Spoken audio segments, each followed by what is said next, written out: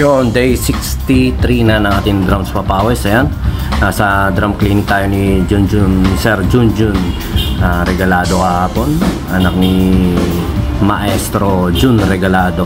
Ayan, at saka nandiyan din yung ilang malulupit na drummer. Siyempre kasama na sa pinakamalupit si Joaquin na nag-perform din kahapon. Ayan, si Joaquin. Yung mga drum solo nga pala nito nandoon sa page natin na Kuya Bijam TV. Doon yung mapapanood yung mga drum solo nila o yung mga pinerform nilang mga pieces. At saka yan nga, napakahusay talaga ni Joaquin. Batang bata pa yan, napaka relax lang ng tumugtog. Talagang kamay na lang at utak ang pinagagana. Nakikita mo parang simple lang pero napaka komplikado ng mga licks na pinakawalan. Tsaka yun nga, syempre si Ila Jairo Said, tinuturuan natin para kahit papano ma-impart din natin yung hilig sa pagtugtog.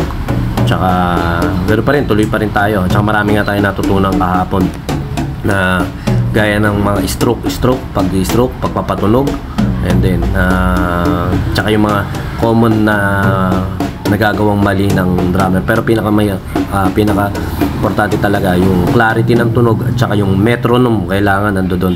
Ayun ang pinaka-importante sa atin bilang drummer, yung pinaka-metro, na hindi tayo bumibilis, hindi tayo bumabagal, at saka consistent tayo sa patunog.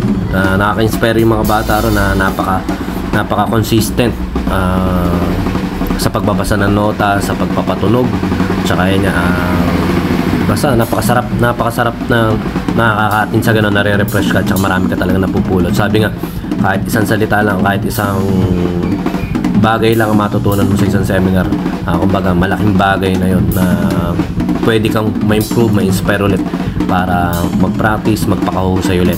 Tsaka sana masundan pa, marami pa masundan na clinic dito sa Bulacan kasi kailangan iba talaga yung may nagtuturo sa'yo ng harapan kaysa yung nanonood ka lang sa YouTube, sa TikTok ng mga tinuturo ng mga ibang artist. Iba talaga yung personal, mas ramdam mo na yung connection, kumbaga yung connection na ganito pala, at saka yung mga experience nila, common experience nila bilang drummer, mga pagkakamali. Sabi nga, mas marami tayong matututunan sa pagkakamali natin, pero marami rin tayong matututunan sa pagkakamali ng iba. Kaya ayun yung isa sa pinaka maganda natin. Kumbaga, may maririnig ka nga naman dapat hindi nagpaplamang snare at saka hi-hat, hindi nagpaplamang snare at saka bass. Pag talagang dapat uno, sabay na sabay sila sa uno. May mga ganon na malaking factor din, no? Na dapat minsan itinatama at nililinis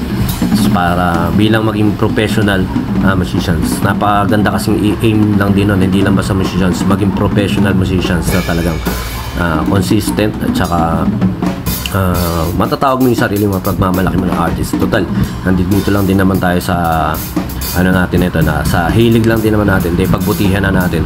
Tsaka yun, nakaka-inspire din na halos syempre mga rudiments alam natin, pero may mga bagay din na mas natutunan tayo na mas yung technique nila, tatry natin, baka improve sa way ng pagpe-play natin. Napakaganda magpatunog ni Sir Junjun Regalado at saka ni Joaquin Ramos na anak ni Sir Buying. Napakalupit talaga, magbata pa lang yan, talagang idolo na.